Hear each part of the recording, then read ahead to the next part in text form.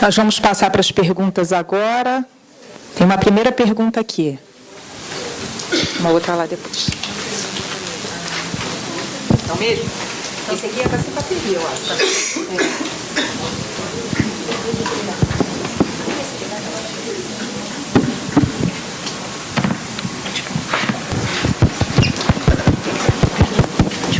Quem?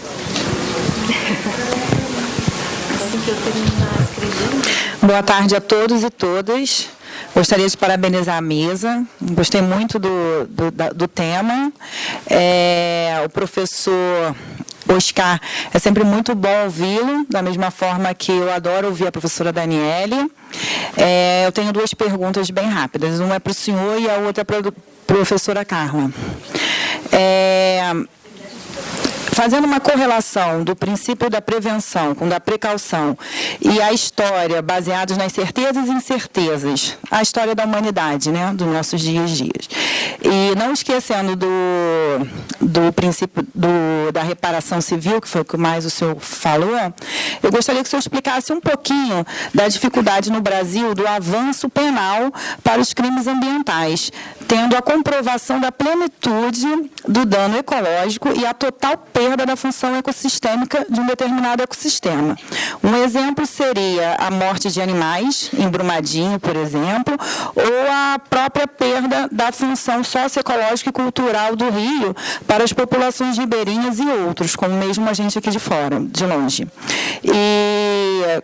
Outro exemplo seriam nas grandes cidades as constantes perdas de vidas e bens por deslizamentos nos grandes centros urbanos. Foco principalmente no administrador público. Posso fazer já para a professora? Bom, professora, gostei muito da sua fala, porque eu discordo totalmente da senhora, da mesma forma que a senhora iniciou, e é sempre muito bom ouvir, e vou procurar textos seus para poder eu me basear melhor. A senhora não acredita que o princípio da prevenção ele é insuficiente para garantir os direitos da futura geração e que o da precaução, num mundo cada vez mais capitalista, mais individualista e corrupto, apesar de eleitos democraticamente, se faz necessário? Digo isso devido a própria apresentação de ontem, do painel 2, sobre o direito ambiental e economia, principalmente na fala do professor Sérgio Bessman e Michael Fourier. Principalmente também na ausência do saber por parte da população, porque é notório que muitas informações não chegam à população, então elas desconhecem o que é bom, o que é ruim e o que pode trazer impactos negativos no futuro para ela e para as futuras gerações.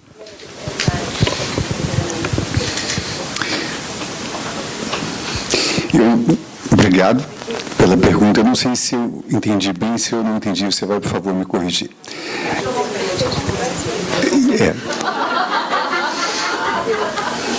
Bom, essa talvez nem seja uma resposta mais longa do que o tempo de que eu disponho. Mas vamos começar pelo começo. O começo é a Constituição Federal, que estabeleceu a possibilidade de punição em matéria ambiental por crimes ambientais, envolvendo não apenas a pessoa física responsável, mas também a pessoa jurídica por ela integrada. Eu nunca vou me esquecer, eu era relativamente jovem, lendo um texto doutrinário de uma pessoa que eu respeitava muito, respeito muito, que é o professor René Aldotti, dizendo do absurdo completo que era a criminalização no âmbito ambiental de pessoas físicas e jurídicas. E que isso atentava contra um dogma que permeou o direito por séculos. E ele se mostrava inconformado com essa circunstância. E eu me lembro de ter lido aquele negócio e ter ficado muito sensibilizado com as ponderações dele do ponto de vista doutrinário. Até porque não sou penalista. Mas depois, também com o curso do tempo, eu me dei conta que o direito ambiental ele tem, sim, e precisa ter, sim, um caráter disruptivo. E esse caráter disruptivo se manifesta em várias áreas, no direito civil, aliás, de modo especial, mas também no plano criminal. Então, essa foi a possibilidade de responsabilização da pessoa jurídica e física em matéria ambiental, no Brasil, em termos relativos recentes. A Lei 9.605 é muito mais recente, 10 anos depois da Constituição Federal, e ela abre um campo de possibilidades que até aqui tem sido razoavelmente inexplorado, ou então, pelas vicissitudes próprias do processo judicial e, de modo especial, em matéria criminal, que demanda a comprovação, no mínimo, de culpa, em muitos casos, dolo, significa, sim, naturalmente, inerente, de modo inerente ao processo, um processo mais demorado. É também importante frisar que o direito brasileiro penal, em situações absolutamente excepcionais, no caso específico, o artigo 54 da Lei 9.605, relativa ao crime de poluição, não prevê a pena de prisão. Então, não é propriamente de haver surpresa o fato de não existirem pessoas presas no Brasil, porque esse é um tipo muito específico. E outro fator é que esses processos estão em curso. Eles terão um desfecho mais cedo ou mais tarde, e talvez, na conta de casos relativamente recentes, exista um desfecho de que resultem prisões. A ver.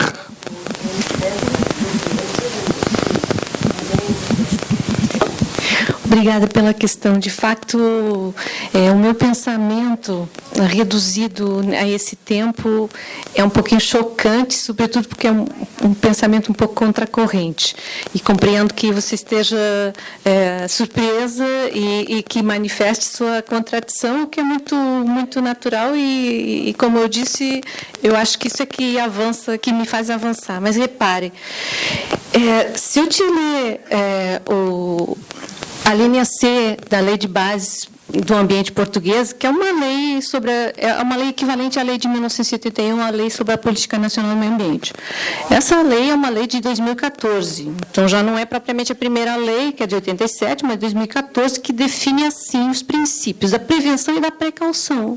Associa ambos os princípios, que obrigam a adoção de medidas antecipatórias com o objetivo de obviar ou minorar prioritariamente na fonte os impactos adversos no ambiente, com origem natural ou humana, tanto em face de perigos imediatos e concretos, como em face de riscos futuros incertos. Ou seja, a questão não é um problema de diferença de natureza, é um problema de diferença de grau. Nós estamos prevenindo sempre, só que, precautoriamente, nós prevenimos antes, antecipamos a prevenção para o momento em que ainda não sabemos se o evento vai acontecer de acordo com regras empíricas, estatísticas ou científicas, mas nós confiamos que ele pode acontecer. Então, nós temos que ser preventivos um pouco antes.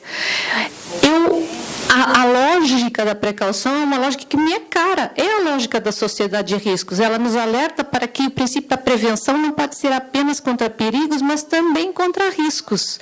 O que eu contesto é que a precaução seja um critério substantivo, que me diga, na dúvida sobre se determinada atividade, produto, causa risco para o ambiente ou para a saúde, ela deve ser proibida. Porque esse é o âmbito da precaução, é o mandado de inação. Quando a gente passa para as formas do mandado de ação, nós já estamos adotando a lógica da prevenção, com maior ou menor antecipação, com o risco mais sério ou mais irreversível, com danos certos ou danos incertos, mas estamos sempre trabalhando na lógica da prevenção, simplesmente o objeto diverge de acordo com se for perigo ou se for risco. Sendo certo que hoje em dia, eu diria que não tem mais perigos.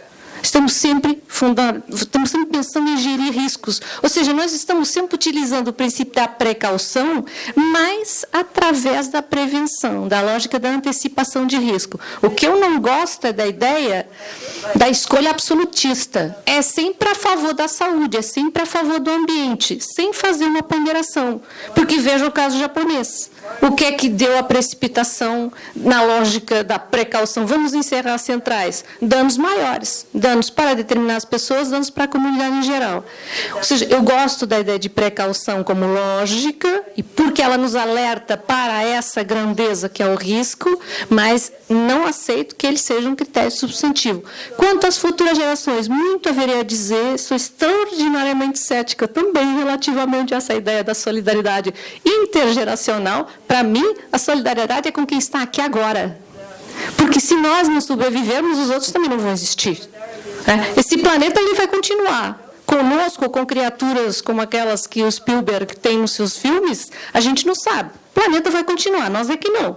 Então, a nossa responsabilidade é aqui agora. Não vamos estar pensando em pessoas que podem existir e podem existir de um determinado jeito. Não, nós estamos aqui com uma responsabilidade ética agora. Então, essa ideia das futuras gerações, para mim, é adiar a responsabilidade. Mas, enfim, eu não posso... Também há um texto sobre isso aqui. Se tiver curiosidade, por favor, consulte. Terei todo o gosto em continuar essa conversa em outra ocasião. Agora não temos tempo, mas obrigada pela questão. Professora, a senhora não defenderia que existiria uma prevalência prima facie do direito ambiental nesses casos? Não. Prevalência nunca. Professora Carla Maria, eu confesso, só que eu senti muita falta na sua fala do acento português. A senhora fala como uma carioca, nunca me esqueci do professor Canoti, e o presidente da mesa falou, talvez inadequadamente, eu espero que os senhores perdoem o acento do professor, ou entendam o acento do professor, perdão, o acento é o seu, o sotaque é o seu. Enfim, eu senti falta do seu sempre amável sotaque português, que aqui faltou.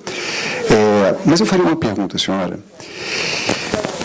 Relacionada a decisões que envolvem risco, quando há o fenômeno, não propriamente infrequente, sobretudo nos dias atuais, da captura.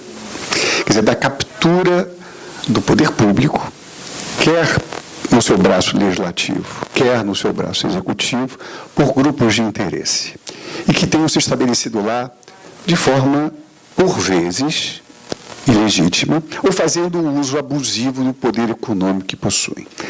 Nesses casos, embora o tribunal não esteja alheio ou infenso a essa possibilidade, mas nesses casos não haveria a possibilidade e talvez a obrigação, isso no Brasil é uma questão com a qual convivemos com ativismo, mas não seria, no caso, a obrigação do Poder Judiciário de, à luz da ciência, intervir? Compreendo completamente a sua dúvida e, como eu disse, o meu discurso traz um contexto que não é o vosso contexto. No meu contexto, e assumida essa realidade, enfim, também pode haver captura nos Estados europeus e até em Portugal, eu continuaria firme na minha afirmação de que há uma linha que os tribunais não devem ultrapassar, sob pena de violação do princípio da separação de poderes e de criação de insegurança, né? Porque um juiz é um ser humano.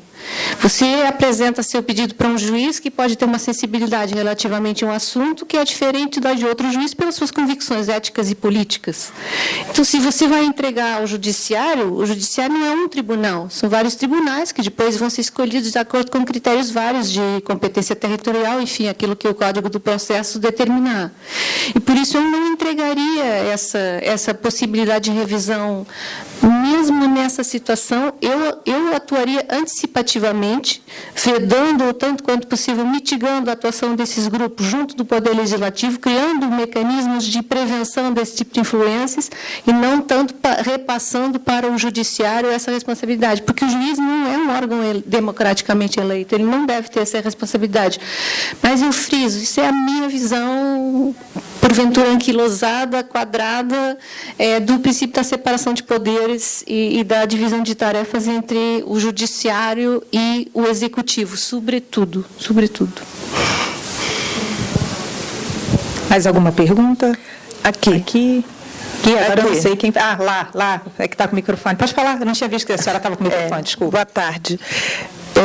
Da sua fala, eu tive uma impressão de que, tanto na prevenção quanto na precaução, nós estamos antecipando eventos incertos que se traduzem em custo, e a prevenção e a precaução trazidas pelo Estado necessariamente vão precisar ser genéricas, porque não estão vendo o que está acontecendo no futuro. Enquanto que, se esse for um movimento do empreendedor, do agente que traz o risco, ele tem condição de fazer uma análise muito mais fiel do custo real da prevenção ou precaução, se for o caso. Me parece que ela começa a ser uma atitude necessária para o Estado, na medida em que esse Estado não consiga dar conta dos danos quando eles ocorrem. Se o empreendedor tem a percepção de que, causado o dano, ele vai ter a responsabilidade, seja criminal, seja civil, seja qual for a responsabilidade, ele vai inserir isso no seu custo, e me parece que isso vai ser traduzido de forma melhor do que uma opção do Estado. Daí a minha pergunta: você vê alguma correlação entre isso, entre a falta de capacidade do Estado depois do dano, em relação à necessidade da prevenção? Não estou absolutamente certa de ter abarcado tudo aquilo que a sua pergunta envolve, mas deixa eu ver se eu consigo chegar lá. Da forma como eu vejo a questão da prevenção, precaução, antecipação de riscos, o que eu tenho é uma norma habilitativa da administração que lhe permite autorizar determinada atividade sob determinados estándares, que são as melhores técnicas disponíveis, que são umas pautas cozinhadas por técnicos, que depois são repassadas em diretrizes, normas que a administração conhece e que os operadores também conhecem, e mutuamente se comprometem a respeitar. Ou seja, a administração exige porque os técnicos exigem que ela exija, e os técnicos e os operadores se comprometem a respeitar. Bom, se o operador tem um conhecimento que está oculto no procedimento decisório, se ele defrauda a administração, porque, na verdade, ele vai desenvolver uma atividade que não está revelando e que ele sabe que pode provocar risco, aí, obviamente, que ele vai ser responsabilizado se o risco acontecer e se houver causalidade, e, do meu ponto de vista, aí não haverá solidariedade entre a administração e o operador, porque a administração não tinha forma de saber. Caso a administração tivesse a obrigação de saber que aquele risco poderia estar contido na atividade, ainda que essa informação não fosse propriamente do domínio público, mas já fosse de algum jeito resultado de estudos, perícias que estivessem sendo feitas, e se o dano vier a ocorrer, do meu ponto de vista, pode haver solidariedade entre a administração e o operador na resposta perante o lesado, sendo certo que também, do meu ponto de vista, essa solidariedade não deve ser em partes iguais, porque quem lucra com a atividade deve ser aquele que suporta a maior parte do risco e não a sociedade em geral, porque quando a administração paga, pagamos todos. Não sei se com isso eu respondi exatamente a sua pergunta. Talvez tenha ficado alguma coisa por responder. Eu presinto. Na verdade, a questão maior no sentido da burocracia do procedimento prévio estatal. É mais no sentido da burocracia intrínseca no procedimento estatal, quando ele previamente faz essa análise técnica, ao invés do próprio empreendedor fazê-la. Mas aí, talvez, a questão tenha que ver com a inversão do ônus da prova? Será que tem? Porque uma das coisas que se, por exemplo, que é um lugar paralelo, que se discute em Portugal, por oposição, por exemplo, ao que ocorre na Alemanha, é que o estudo de impacto ambiental, enfim, aqui no Brasil, o licenciamento ambiental envolve a avaliação de impacto ambiental. Em Portugal, não. A avaliação de impacto ambiental é um procedimento, licenciamento ambiental é outro, os dois terminando com 2 atos diferentes, declaração de impacto ambiental e licenciamento ambiental. Mas se discute, porque a diretiva europeia não é absolutamente clara nesse aspecto, se a realização do estudo de impacto ambiental, que é o miolo da decisão de avaliação de impacto, deve ser providenciada pelo operador, que disse, bom, tem uma visão parcial. Ele vai querer que quem elabora o estudo tire as conclusões que lhe interessam, para ele poder desenvolver a atividade. Ou, ao contrário, se esse estudo deve ser apresentado, elaborado pela administração, ainda que suportado a expensas do operador. É a solução alemã. E, por vezes, meus alunos me perguntam isso, me perguntam se eu acho bem. Eu acho bem que seja o operador. O operador se responsabiliza pela visão que está repassando para a administração, seja ela verídica ou fraudulenta. E, para mim, a inversão do ônus da prova é essa. Ou seja, quem é o dono do risco? É a administração? Não. O dono do risco é quem vai desenvolver a atividade. Ele que conhece, o que tem a obrigação de conhecer. Repassar essa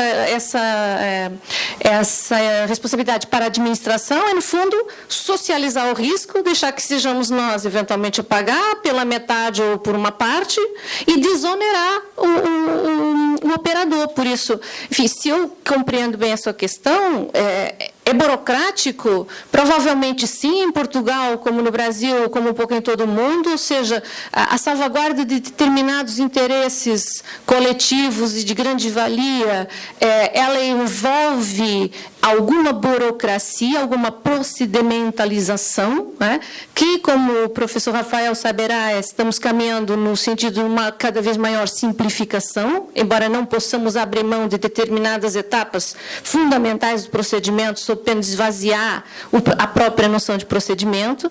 Se eu concordo com que seja o operador a apresentar a sua visão, concordo, acho que isso faz parte da ideia de que ele é o dono do risco, ele que é o principal responsável. Posso, aliás, lhe dizer, por exemplo, a Lei de Avaliação Ambiental moçambicana tem uma norma expressa que responsabiliza os autores dos estudos de impacto ambiental pelos danos eventualmente decorrentes das falhas dos estudos, se houver nexo de causalidade entre essas falhas e danos eventualmente decorrentes daquela atividade. Nós não fomos tão longe em Portugal, mas a nova diretiva europeia sobre a avaliação de impacto ambiental que nós transpusemos, não indo tão longe, obriga a uma certificação ambiental de todos os que elaboram os estudos de impacto ambiental, coisa que não era necessária até agora, as empresas trabalhavam livremente, o que, de certa forma, responsabiliza em sentido não técnico essas pessoas, na medida em que, se vier a dar-se um dano decorrente daquela falha de previsão no estudo de impacto, elas poderão, em última análise, ver repassada a responsabilidade, que é primacialmente do dono, que quem encomendou, mas que, eventualmente, poderá exercer regresso. Nós estamos com uma questão em Portugal agora, do novo aeroporto de Lisboa, que tem um estudo de impacto ambiental, ao qual várias organizações não governamentais do ambiente apontam sérias falhas. E, eventualmente, a declaração de impacto ambiental ela foi emitida e é uma decisão favorável. Então, em princípio, é viável a construção do aeroporto. Mas e depois? E se advierem danos daquela decisão que tiverem a ver com uma má avaliação lá atrás? Por exemplo, não houve estudo de alternativas, que é algo que tem fatalmente que existir no estudo de impacto ambiental. Não sei se assim já me aproximei um pouquinho mais da sua preocupação, mas a gente poderia continuar conversando, não temos tempo, né? Desculpe. Boa tarde. Primeiramente, meus parabéns aos expositores e também à organização do evento, pela excelência de tudo que foi exposto aqui. Vou tentar ser bem sucinto pela questão do tempo, né? Então, o professor Oscar Graça Couto queria fazer uma indagação, se talvez um pouco provocativa, para que nós pudéssemos debater, ainda que depois, se o tempo acabar, e para a senhora, professora Carla Amado, também uma pergunta mais relativa ao seu contexto. Então, primeiramente, ao senhor, se talvez não existe um desequilíbrio, que essa é uma opinião, não é nada cientificamente comprovado, entre os institutos pós-desastre, que prevêem toda uma série de recursos emergencialmente disponíveis, e aí também existem obras emergencialmente contratadas, né? Se esse mecanismo não acaba esvaziando uma gestão de riscos ambientais que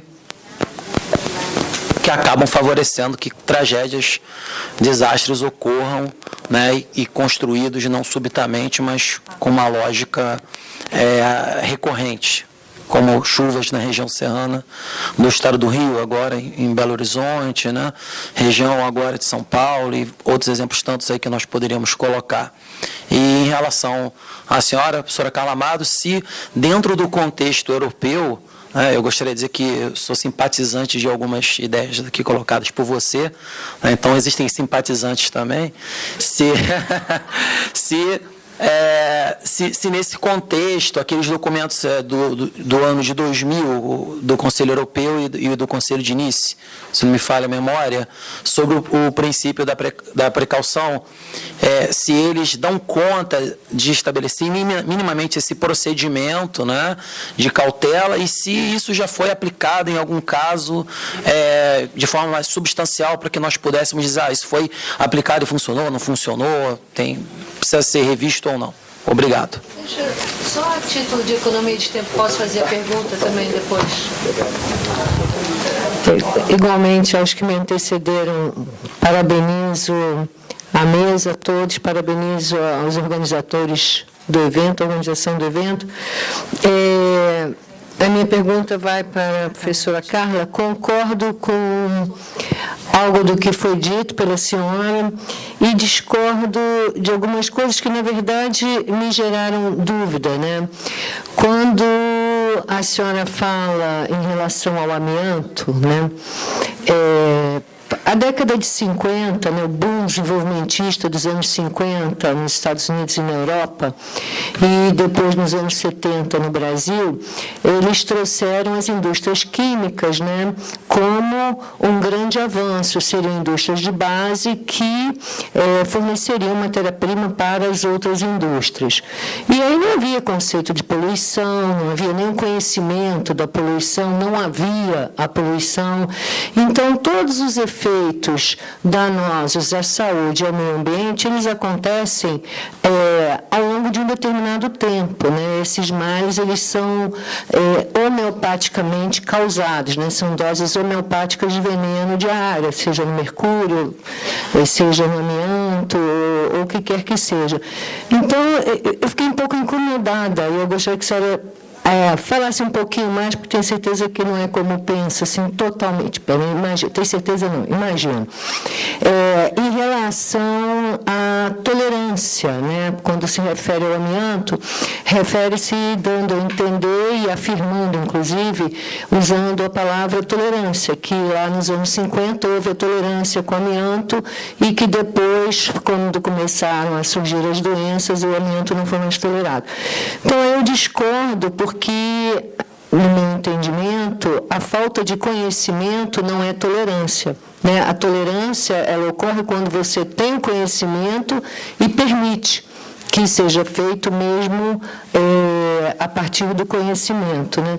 Então, essa é uma coisa. E, trazendo o exemplo do amianto, trago também o plástico e as fraldas descartáveis, né? Quer dizer, o plástico era o melhor dos mundos, a garrafa PET, etc. e tal, e a fralda descartável para as mamães, que foi o primeiro grande problema de lixo, né, nos Estados Unidos, aquele acúmulo de fralda que não havia como se desfazer daquela quantidade de lixo, né? Então, é só um pouquinho em relação a essa questão de que a tolerância, a falta de conhecimento não significa tolerância. Então, a partir do momento, já que a tecnologia, né, é o grande tema, então, a partir do momento que a tecnologia vai se desenvolvendo, que o conhecimento vai surgindo, há necessidade, né, é mandatário que se faça uma releitura e uma reflexão sobre o que se permitia, né, para que haja sempre uma transformação no intuito mesmo da geração atual, não necessariamente pensando na futura, como a professora coloca, apesar de que eu concordo com as futuras também, as futuras gerações também devem ser incluídas. Então, era esse aí são aprofundamentos em relação à expressão tolerância. Obrigada. Mais uma vez, parabéns a todos.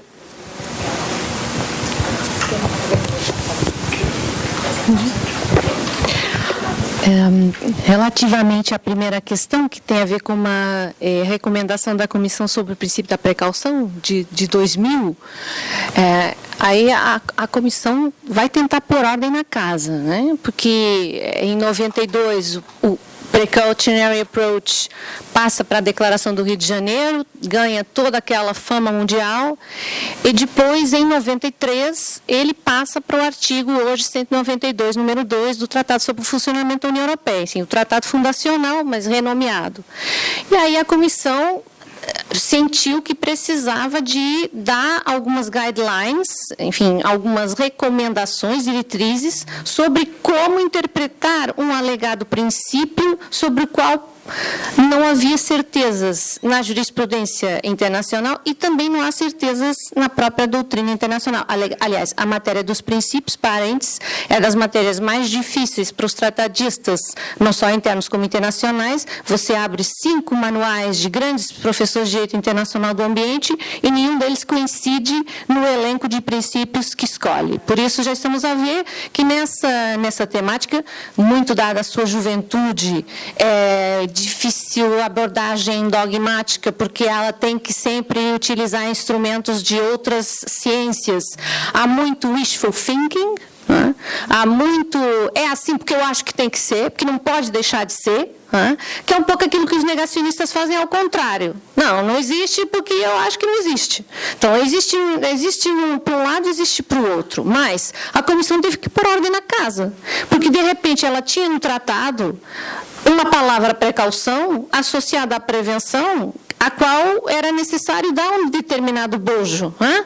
Alguma linha interpretativa. E foi nesse sentido que a Comissão fez essa recomendação. E, no fundo, daquela recomendação se retira uma palavra fundamental, para mim, que é proporcionalidade, né?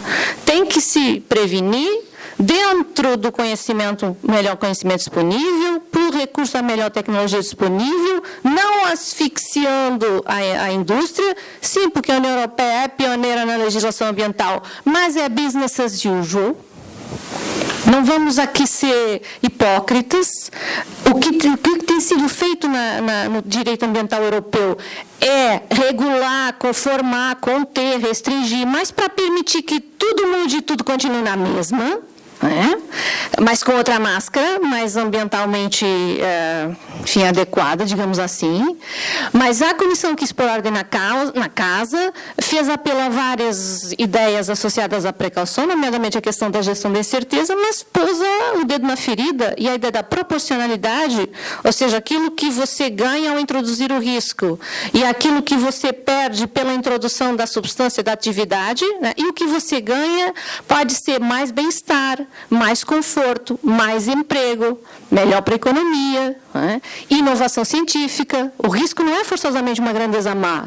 Do meu ponto de vista, o risco pode e muitas vezes é uma grandeza boa, né? Mas o que a Comissão quis fazer foi: as decisões têm que ser ponderadas, tem que se sopesar uma coisa e outra, e tem que se mitigar na medida do tecnicamente possível. Isso foi o que a Comissão quis fazer com essa declaração, que hoje em dia, digamos assim, já foi sancionada, um pouco ultrapassada por um enorme manancial de jurisprudência. Nesse texto que está online, que se chama Precaução e Proteção do Ambiente da Incerteza à Condicionalidade, eu faço um levantamento da última jurisprudência europeia dos últimos 10 anos, sobretudo no âmbito dos medicamentos. A jurisprudência do TJ é fundamentalmente sobre precaução é no domínio da autorização ou suspensão de determinados medicamentos. É saúde pública, muito mais do que ambiente. De precaução no direito ambiental, na jurisprudência europeia, você só ouve falar, na verdade, num domínio, proteção da natureza, a rede Natura 2000.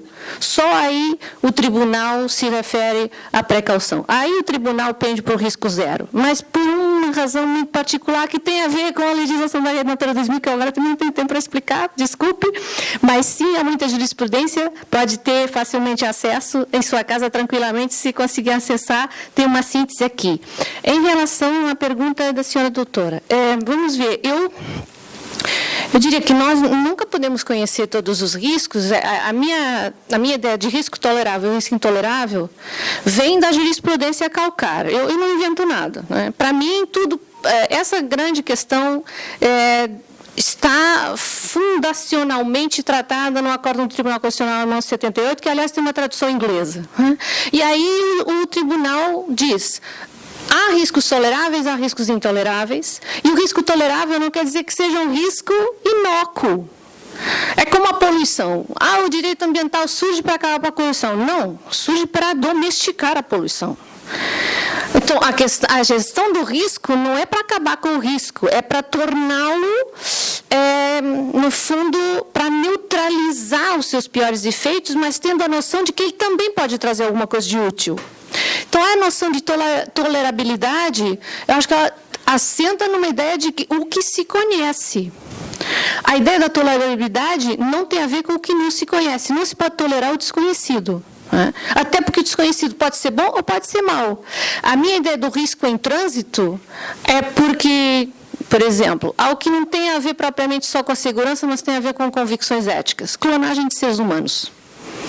Até agora, a esmagadora maioria dos estados do planeta, acho eu, considera que autorizar essa técnica, pelo menos por cima do pano, nunca se sabe o que está acontecendo nos bastidores, mas por cima do pano, é intolerável do ponto de vista da nossa noção de dignidade humana e de respeito pela dignidade humana. Isso, hoje em dia, é considerado um risco intolerável. Mas quem sabe no futuro ele passe a ser um risco tolerável, se a tecnologia permitir um determinado controle e se isso puder, por exemplo, contribuir para salvar a humanidade. Então, um risco pode ser intolerável e passar a tolerável, tal como pode ser tolerável e passar a intolerável. Um exemplo do amianto veio nesse sentido.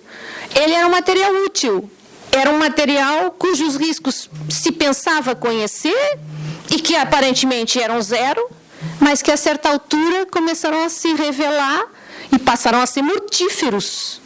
E é nessa fase de trânsito que as questões são mais difíceis de responder, porque muitas vezes o legislativo ele não consegue ir suficientemente depressa para conformar a norma habilitativa de modo a permitir a administração proibir. Quer dizer, como o processo é em curso, as decisões do Tribunal de Justiça vão muito nesse sentido. Há uma autorização de comercialização do medicamento e, de repente, alguém descobre que o medicamento pode causar morte de animal por doença, e se esse animal entra na cadeia alimentar, pode causar risco para a saúde humana. Mas o medicamento, quando ele foi introduzido, ele era ótimo para curar determinadas doenças, mas depois E aí, quando se passa de um momento para o outro, que às vezes é homeopático, outras vezes é repentino, o que é que a administração deve fazer? Bom, em última análise, tem sempre a tal figura do estado de necessidade. Para salvaguardar um valor superior, vamos prejudicar um valor menos valioso, um interesse menos valioso. A administração tem sempre a cláusula de urgência. Só que isso não pode se perpetuar. Aí o legislador tem que intervir e tem que vir dizer, não, isso era tolerável, mas vai ter que deixar de ser. Agora, quando é homeopático, quando não é aquela coisa do pá, não, um alarme social, quando vai ocorrendo, eu acho que a figura dos deveres de informação é uma figura muito importante para tentar neutralizar a imputação da responsabilidade aos entes públicos e aos operadores, porque se eles estão a par da melhor informação, estão transmitindo o melhor que sabem e podem, dificilmente você vai poder dizer, você sabia, mas não quis transmitir. Enfim, sou um parente também muito raro, não resisto a falar desse caso, mas o que está se passando com as empresas petrolíferas nos Estados Unidos hoje em dia, que tem muito a ver com essa questão do dever de informação, a litigância climática. Vários casos foram levados aos tribunais americanos, com base, sim, porque queimar combustíveis fósseis gera aquecimento global, e por isso as empresas têm que responder, e as medidas de adaptação têm que ser custeadas por essas empresas que provocaram, etc. Isso tem tudo vindo abaixo, porque não se prova a causalidade, porque são questões não justiciáveis. Mas, porém, em 2018, houve alguém que foi encontrar um relatório no fundo de uma gaveta da ExxonMobil, que foi encomendado pela ExxonMobil e por uma outra empresa petrolífera, que agora não me recordo, não sei se foi a BP. Nos anos 80, esse relatório de 1982, se vocês googlarem isso, está todo digitalizado, um whistleblower baixou o relatório. E esse relatório foi encomendado por essas empresas para saber até que ponto é que a queima de combustíveis fósseis gerava aquecimento global.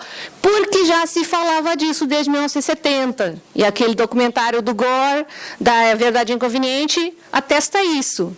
Aí elas foram pedir a cientistas, um grupo de cientistas, para fazer esse estudo. E eles fizeram. Mas as consequências para elas seriam tão más que eles puseram o documento na gaveta e não informaram. Alguém encontrou e baixou na internet. Hoje em dia ele é visível para todos. E o que é que esse documento descobriu, ou o que é que ele demonstrou? É que realmente poderia haver um aquecimento da Terra em mais de 2 graus a partir de 2060. Pois parece que já estamos até fazendo isso antes de 2060, ou seja, aquilo que se comprovou na altura está se passando e até antes.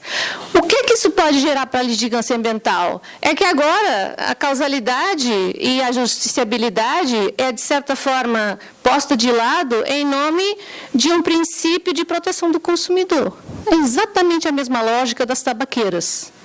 As tabaqueiras, a certa altura, foram responsabilizadas fortemente porque sabiam que o tabaco fazia mal para a saúde e não passaram essa informação para os consumidores. É exatamente no mesmo ponto que a gente está nesse momento com as empresas petrolíferas. Elas sabiam do potencial lesivo da sua atividade para o planeta, não é apenas para os que fumam, é para todo mundo, e ocultaram essa informação. Então, isso já vai para um litígio consumerista. E essa questão da informação, daquilo que só alguns conhecem, mas não revelam, isso deve gerar uma resposta enérgica da parte dos tribunais. E se gerar, isso pode ser um gatilho muito importante para a litigância climática. Agora, vão ser os tribunais norte-americanos, num Estado de Direito, com um determinado contexto, com uma determinada lei. Não quer dizer que isso possa se reproduzir, mas será uma fortíssima machadada se esses litígios forem a bom porto. Enfim, não sei se respondi a sua pergunta. Foi muito além da sua pergunta, desculpe, mas... Está aprofundado, ótimo. Obrigada. Meus colegas, Temes e Pedro, obrigado pela intervenção. Eu acho que a primeira questão do risco é sempre fascinante. Eu nunca vou me esquecer da imputação que era feita às ferrovias americanas no final do século retrasado, conforme a qual trens ferrovias causariam um grande impacto, inaceitável impacto ao ser humano, cujo corpo não era preparado para superar a velocidade alcançada pelo cavalo. Então, que o fato das ferrovias serem mais velozes do que o cavalo geraria impactos inaceitáveis à saúde. Esse exemplo me marcou, porque aparentemente esse risco não se materializou. No que toca à questão que você levantou, Pedro, eu acho que, de fato, existe uma assimetria no direito em relação à preocupação do pós-fato. Então, quando o que se buscava evitar se materializa como dano, o direito intervém, ou tem elementos para intervir fortemente, e, portanto, ele negligencia instrumentos aptos a inibir esse dano ou mitigá-lo a níveis mais aceitáveis. Mas eu Eu concordo com você. Eu acho que muito mais ênfase deveria ser dada ao aspecto preventivo do direito e que esse aspecto tem no direito brasileiro, por expressão fundamental, o licenciamento ambiental, e a necessidade de transparência e nas informações que são objeto de verificação pelo órgão ambiental, e de, portanto, a possibilidade de participação popular nesse processo, de participação informada. Então, eu acho que isso é uma questão fundamental. Mas eu traço um paralelo com a questão da saúde. Quer dizer, a indústria farmacêutica e a sociedade como um todo se mobiliza fundamentalmente, e em termos de números, de modo dramaticamente superior, quando sobrevém a doença. Quando sobrevém a doença, entra-se numa farmácia e sabe-se o que acontece. Existe uma quantidade infinita de remédios que são utilizados pós-facto, pós-doença, quando ela já se instalou. Em termos percentuais, existe uma preocupação da saúde pública e de cada um de nós que é muito inferior quando tratamos da prevenção da doença. Eu acho que isso está refletido também no direito ambiental, são vasos comunicantes e dizem respeito também à nossa natureza humana, me parece. Eu queria agradecer novamente a professora Carla Amado Gomes, ao professor Oscar Graça Couto, pela disponibilidade, pelo conhecimento dividido aqui nessa tarde. Eu vou entregar o certificado deles para que a gente possa encerrar para participar do lançamento do livro do Dr. Rafael. Muito obrigada. Muito obrigada. Então, estão todos convidados, o coquetel está acontecendo ali fora.